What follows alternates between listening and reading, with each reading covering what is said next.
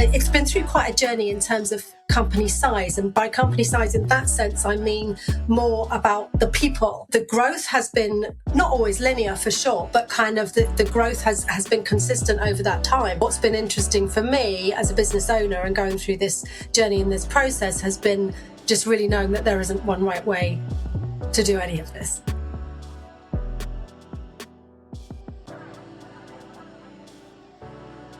Welcome to Designed for Scale, the podcast where we speak to founders, CEOs and CMOs about how they built and scaled their health tech businesses. I'm Rachel Borrell-Cook, Managing Director of 3107. And I'm Chris Skelton, Creative Director at 3107. This week, we are joined by Wendy Powell, who is CEO and founder of MUTU Systems. Wendy, do you want to explain who you are and where you're from? Absolutely. Hi, I'm Wendy Powell. I'm from MUTU System, which is digital health for women's core and pelvic floor. Fabulous. And we're going to hear today about your story and also more about what MUTU is and does. But I'd love to start by understanding why MUTU started, how it started, because I understand it came from your own pregnancy journey, but then led you down some quite interesting paths. Is that right? Tell us a bit more about the journey. Yeah, sure. So originally MUTU started, as you say, from my own birth experiences. So my babies are 18 and 20 now, so it was a little while ago. But before that, I was a certified personal trainer. And I was a personal trainer that was already specialising and certified in pre and postnatal fitness. So in theory, I knew all the things. And then I had my own babies and realised that I didn't know all the things. And what I found was through my own experiences and putting that together with the experiences and symptoms and challenges and issues that my clients for so long had been dealing with, it was kind of that realisation that, look, I'm certified in this stuff. I've got all the bits of paper that say I can do pre and postnatal fitness, but I don't have answers for the diastasis recti, for the incontinence, for the prolapse symptoms, for all of the things that was so common that, I mean, there's obviously nuance, but these issues were so common to so many of my clients, and then of course to me. So I then took that time when my babies were tiny and kind of not restudied, but started looking elsewhere, because my industry at the time, which was fitness, it knows a lot more now than it did then about women's bodies and pre-postnatal fitness, but it certainly didn't know much then. And I had all the qualifications that were in existence at the time for that, but I figured, well, somebody must know the answers. So I then took my study. I started working with biomechanics, with sex therapists, with midwives, with OBGYNs, with doctors, on the basis that somebody must know about these bits of a woman's body that fitness doesn't seem to. And so it's from that MUTU was born. The original version of MUTU was a flip camera taped to a tree and me doing exercises in the garden and then working out how to edit it and then Googling how do you put a video online on a website, how do you build a website, how do you put a video on a website, and how do you get people to pay to watch the video. I literally just Googled it. And what did you have in mind for growth when you first started? Did you imagine the growth profile that you've had, in that period? And where are you now in terms of size and scale? Can you give us a bit of a sense of that? I mean, where we are now, MUTU's been through it's been through quite a journey in terms of company size. And by company size, in that sense, I mean more about the people. The growth has been not always linear for sure, but kind of the growth has been consistent over that time. But what has changed as well is for example, right now, I have a team of a lot of part-time people, a lot of freelance people. I've obviously got a small core base of full-time. But if you go back, where are we? Maybe about 6 years, I had a full-time team of about 15 people. So I've kind of tried all of those different routes. And so this is something that I'm often asked about, but also what I would say for sure is there's no right or wrong. There are pros and cons to both, to sort of having a very office-based full-time team versus people when you need them, or sort of more not that they're temporary in the sense they come in and out so much as they just do their thing and they collaborate. And of course, over that time too, tech has changed massively in terms of the tools at our disposal. So we were on Zoom calls years before COVID and before everybody else sort of joined that party. But that's because I've always had team members in the States and in Canada and around the world. So in terms of size, we're in the hundreds of thousands in terms of paying subscribers, and we're involved with NHS contracts and other major health system contracts. But as I say, the structure of the company has changed a lot, and it's always kind of like, okay, there's always an upside and a downside, I think, to that sort of thing. But what's been interesting for me as a business owner and going through this journey and this process has been just really knowing that there isn't one right way to do any of this. I think as business owners, we can probably agree with that as well. I know that Absolutely. when Chris and we bought the business 7 years ago, our agency, and we're smaller now, considerably smaller than when we first bought it. And the revenue is not dissimilar in terms of, the gross profit through the years is not dissimilar because we work in a different model. And it's so easy to think, we need to be big to be successful. But actually being smaller, well, A, it's still got its own challenges. But also there are some absolute advantages to being smaller and using freelance contractors and so on. Not least of all, a slight reduction in stress levels, I would say, by being responsible for fewer people's mortgages. It does help me sleep a little bit at night through that. So I can definitely hear you on that. Yeah. Can I just take us back to those early days of clinical validation? Because that's always a really critical aspect of growing a health tech business. How did that, just tell us a bit more about how that went in those early days. How much pushback did you get? How much acceptance did you sort of receive from those people? And how did that transition into what presumably are some fairly strong relationships now that you've got with a community of regular people? Yeah, so in the early days, that outreach to the relevant clinicians, so mostly women's health physiotherapy or physical therapists, that outreach I don't think what was in my head was I need clinical validation for this, because I certainly wasn't cognizant or aware at all at that time of understanding governance or compliance or working, with health systems. So it wasn't about I need these things in place. It was much more, it was really about making sure it was safe, because I knew that what I was dealing with was beyond fitness. It was beyond what I knew. I'd been taught to teach as a fitness trainer and as a personal trainer. And I knew very well, because that was my industry and my peer group, that I was having discussions with clients and we were talking about issues and symptoms that went way past an exercise class. On top of that, of course, the very nature of what we do at MUTU, that these are intimate issues. We're not talking about a sore ankle here. We're talking about pelvic floor and core. We're talking about most intimate parts of a woman's body, feeling completely disconnected. So there's a lot of psychological and mental health and emotional health issues around these things. So I was very, very aware of that. So I think at the beginning it wasn't, I wasn't asking for that validation for those reasons. It was much more about safety and just getting it right. So you mentioned there about being, so not necessarily being on the App Store, but you're certainly available direct to consumer, direct to patient. What does it look like? What's the revenue split then for MUTU across those different pathways to accessing MUTU? So still very much D2C is our foundation. D2C is our foundation, and that's split. I mean, we sell into more than 100 countries, but predominantly it's US and UK. And of the D2C, of our direct-to-consumer membership base, that's about 60-40 generally, so around 60% US. So we grew in the US first, very much so. And that wasn't as by design, especially. That was more about, that was simply where the traction was at the beginning, and so that was where I went. My husband's American, my kids have American passports, so kind of that foot on each side has always been very comfortable for me and very sort of part of my normal. So when very much in the early days, realizing that the people reading the blog, the people buying the program were predominantly in the States, it was like, okay, fine, we'll kind of take it to them. So I've done a lot of training in the States, in the sense of training the trainer, certifying trainers, that kind of thing, trainers, physios, midwives, etc. in MUTU techniques. So then it became kind of self-fulfilling in that sense, because I kind of went to where the audience was. And then it's more sort of the secondary focus for me was turning my attention back towards the UK a little bit more, and then of course, you know, with the NHS conversations.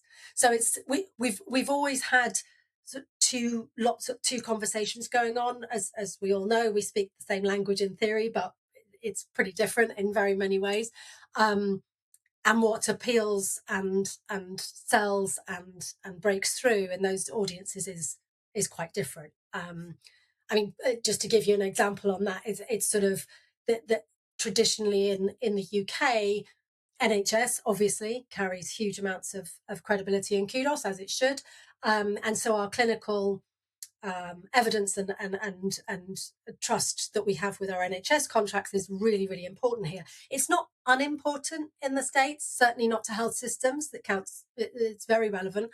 But as far as a consumer in the States goes, they're going to be much more interested in the fact that the Princess of Wales apparently uses MUTU system and Pink uses MUTU system and that kind of thing. So yeah, it's just kind of placing the language slightly differently in terms of what's important to the audience. Can you go into a bit more detail about that initial break into the US and what it took to get the momentum there? And interestingly, contrast that with the UK, because I think, you know, listeners to this will hopefully be interested in both of those sides. And we know from the chats that we've had previously with you that those journeys look quite different. Yeah, for sure. So in terms of in the States, so knowing that my audience was there, the early MUTU system was kind of even down to sort of at the time, you know, you couldn't take money in loads of different currencies as easy as you can now, for example, you know, so it was down to like, well, let's price in US dollars, you know, it was kind of literally, if that's where the audience is, let's go to them. And then over the years, as that started to build and we got more, didn't really call them influencers then, but it was kind of the Twitter moms and some of those, what we would now term as influencers, started to get a lot of traction amongst them. So there was a lot of referral and a lot of recommendation coming through from quite influential mums in that world. And then I did events over there. So there was a bit of PR around that. And then at that time as well, I was working with a coach. I've kind of always had a coach in my life at all different stages. And I was working with a coach, again, in the US on the basis that I've always believed that if you want to work with somebody that's done what you want to do, not necessarily in your exact space, but you want somebody that's walked the walk as well as says the right words, right? So I was working with an American coach who was very big in the digital space, and it was through contacts through that. So then there was a lot of PR in the States. So that was how it kind of became self-fulfilling by sort of following my early audience there. And then that was where there was some press coverage. We were on Fox News Health. We had various sort of PR coverage over there. So that kind of went from that end. And then the UK one, conversely, like you say, there's always been a sort of steady awareness of MUTU because we've been around a long time. We've been clinically validated for a long time. But obviously that NHS relationship and those collaborations and contracts, that's made a big difference in terms of our exposure in the UK to a sort of slightly different appealing to a slightly different sort of way of thinking and what people are looking for. But that changes over the years as well. So it's kind of trying to keep up with different audiences in terms of what they want, what messaging is most useful and most valuable to them, and always having the right credentials and compliance to fit comfortably into all of those markets. It's hard though in the NHS. It is a real struggle and it doesn't seem to be getting any easier for people, despite Wes saying that it's all about digital integration, etc.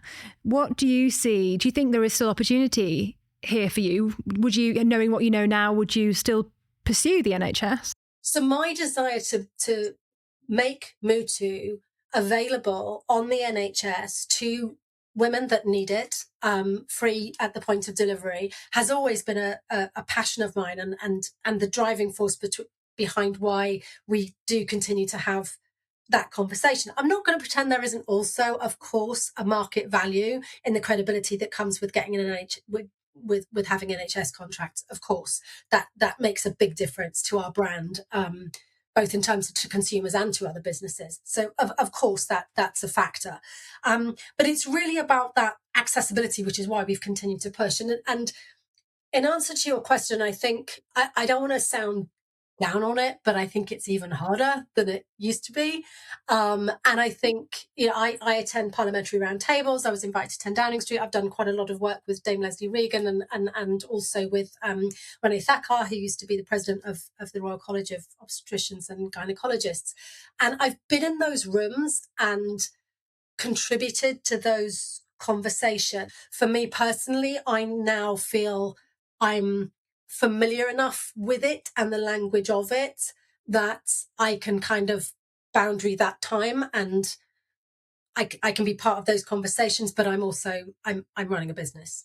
Shall we talk about that a little bit then, about the transition that you're and the journey that you're on now, from talking about sort of post-pregnancy to perimenopause, and the challenges maybe around messaging, around sort of including those audiences, and what you're doing with the product to help position it in a way that can support women throughout their adult life, really? The solutions don't really change very much, but like you say, sometimes the queuing or the messaging might. So for a long time, and because that was how I built it in the early days, MUTU was originally a postpartum service, a postpartum offering, simply because that was the life stage for me that it had come out of. And then knowing that when you're looking at these things postpartum or a little bit later postpartum, then the obvious understanding that if these things were known and understood better during pregnancy or even pre-pregnancy, and how beneficial that would be. So that's a space that we were always in. And then I think a lot of it comes too in my life stages too, like as I've moved through life, and so I've got different things going on with my body and my hormones, and so I think that's inevitable too. It's very hard when you've got a founder-led business. It's quite hard not to be influenced by that. But at the same time, because of these partnerships that we have, because of a lot of strategic collaborations that we enjoy, different audiences come into us. And so we were sort of starting to realize over the last few years, gosh, we're getting and we monitor the demographics of our users because we survey them as they come in. So we know a lot about the women that use MUTU. And that sort of 45 plus demographic and age group was kind of just steadily growing. And then around the Tanner partnership days, there was that sort of spiked a little bit, understandably, but that kind of really settled as well in terms of this midlife audience. So still very much in the postpartum space, but sort of seeing it older. And what we also started to see, because we've been doing this for some time, was women coming back to us. So what we would see would be, oh, hey, I used MUTU 8 years ago when I had my babies. All cool, all good, all sorted. And now I'm coming back because I'm now going through perimenopause and I'm starting to, sort of see whether it be pelvic floor issues or other issues manifesting because of hormone changes. So now I know where to come back to. So it was to an extent people coming in for the first time at different life stages, but it was also our own people coming back. And we see a lot of that in our community. We've got a private community within our membership site, and we see a lot of women in there who are returning to MUTU. What we've done as far as messaging goes, there's been subtle shifts, like our front, our main landing pages don't just scream new baby at all. Whereas maybe in the early days they did a bit. So I suppose there's, some sort of subtle imagery or other changes. But the conversation is pretty much the same. It just kind of depends who you're talking to. The issues are the same and the solutions are the same. All women, like you said, like brushing your teeth, you just need to take care of your pelvic floor. And if you don't, it's not perfect. And it's just a fact about being a woman. So I also think that it gives you access to women who aren't bad enough to feel like they need to, I'm doing that in inverted commas, bad enough to feel like they need a proper training system, but actually it gives me a way in. So I think that's a really inclusive decision, as well as a good market decision. Though arguably slightly less differentiated. You've got a really niche audience with the audience that you started with, and now you're expanding out to be still quite differentiated and quite niche, but slightly less so. So in terms of the competition that you have, how are you sort of maintaining your groove there and fighting off other entries into your space? There's a lot about the fitness industry that is very, very aesthetically driven. MUTU isn't. It never has been. We've never focused on fat loss or weight loss. We've never focused on flat tummy or how you should look or get your body back. So there's a whole world of verbiage and language and messaging around what mums and new mums are bombarded with in their feed in terms of the way they should look and the way their body should be, that we kind of don't partake in at all. So that's one area which is differentiated, if you like. We just don't look like that. And then in terms of sort of keeping the messaging tight whilst keeping the life stages wide has been a change in the way that we talk about a lot of these symptoms. So you'll often see messaging in MUTU around, quite simply, if something doesn't feel right, it's not you. So a lot of it, because so many of these issues that we deal with, take prolapse, for example, pelvic organ prolapse. 50% of women throughout their life stage will have some level of prolapse. The majority of those will never have an official diagnosis of a prolapse.